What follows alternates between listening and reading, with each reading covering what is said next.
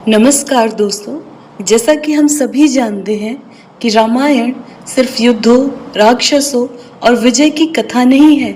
एक मानवीय भावनाओं, इच्छाओं, अपमान और निर्णयों की गहराई से भरी हुई महागाथा है। हम सब ने सुना है कि लक्ष्मण ने शूर्पणखा की नाक काट दी थी, लेकिन क्या कभी आपने सोचा है क्यों? केवल अपमान के कारण या उसके पीछे छिपी थी कोई और भी गूढ़ वजह? आज हम आपको ले चलते हैं उस क्षण में जहां एक असफल प्रेम, एक चोटिल अहंकार और एक छोटे से निर्णय ने आगे चलकर लंका दहन और रावण वध तक की राह खोल दी। अपने वनवास काल के दौरान दंडक वन में दोपहर के समय, जहां चारों ओर हरियाली, पक्षियों की चहचहाहट और प्रकृति के बीच आश्रम में श्री राम, लक्ष्मण और सीता जी शांतिपूर्वक वनवास बिता रहे थे, उसी समय लंका की राक्षसी शूर्पणखा अपने भ्रमण पर निकली थी। वो शक्तिशाली थी, सुंदरता की लालसा से भरी हुई और अपने अनुसार संसार को चलाने की अभिलाषी। उसकी निगाह अचानक राम पर पड़ी। सूर्य की तरह तेजस्वी चेहरा, सौम्य वाणी और शांत दृष्टि। यह कोई साधारण वनवासी नहीं हो सकता, उसने सोचा। शूर्पणखा मन ही मन मोहित हो गई। वो सीधा राम के पास गई और बिना किसी भूमिका के कहने लगी, हे राम, तुम इतने सुंदर, बलवान और तेजस्वी हो, मैं तुमसे विवाह करना चाहती हूँ। यह स्त्री तुम्हारे योग्य नहीं है, मुझे अपना लो। मैं राक्षसी होते हुए भी तुम्हारी सेविका बन जाऊंगी। राम मुस्कुराए। उनकी मुस्कान में न मजाक था न तिरस्कार, बस एक गहरा संयम था। शूर्पणखा, मैं विवाहित हूँ और अपनी पत्नी सीता को त्याग नहीं सकता, पर तुम चाहो तो मेरे भाई लक्ष्मण के पास जा सकती हो, वो अविवाहित है। राम ने जानबूझकर शांति से बात की, लेकिन उन्होंने ये नहीं सोचा था कि शूर्पणखा अपनी मर्यादा पार कर जाएगी। शूर्पणखा ने तुरंत लक्ष्मण की ओर रुख किया, पर लक्ष्मण तो और भी व्यंग्यात्मक स्वभाव के थे। वो मुस्कुरा उठे, मैं तो दास हूँ अपने भाई राम का, मेरा क्या? मेरी पत्नी तो मुझे हर समय डांटती है, कभी खुश नहीं होती। तुम्हारा क्या होगा मेरे साथ?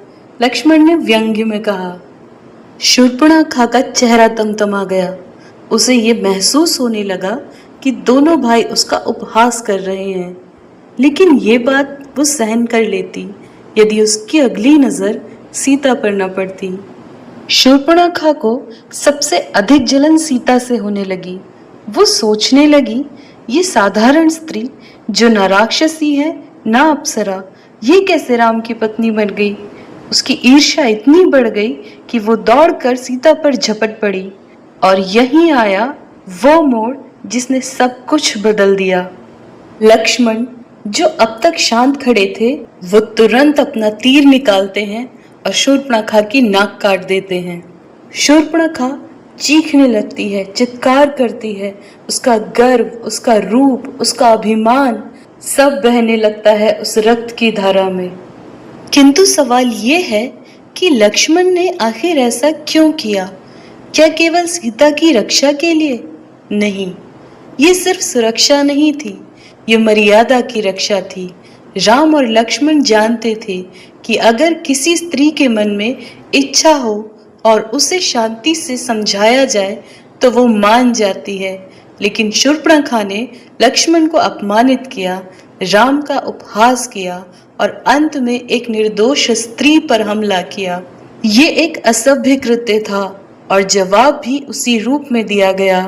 लक्ष्मण ने उसकी नाक इसलिए काटी क्योंकि नाक उस समय स्त्री की गरिमा और अभिमान का प्रतीक मानी जाती थी।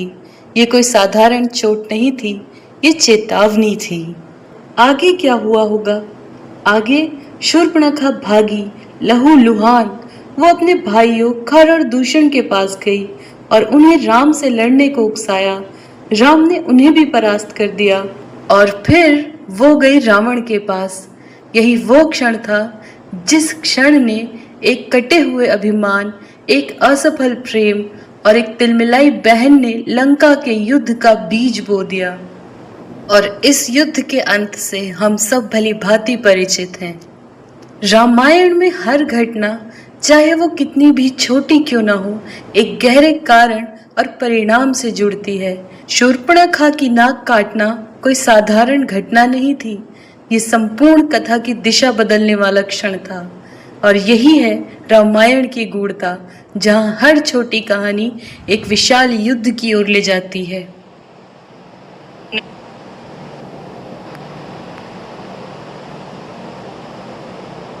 हैं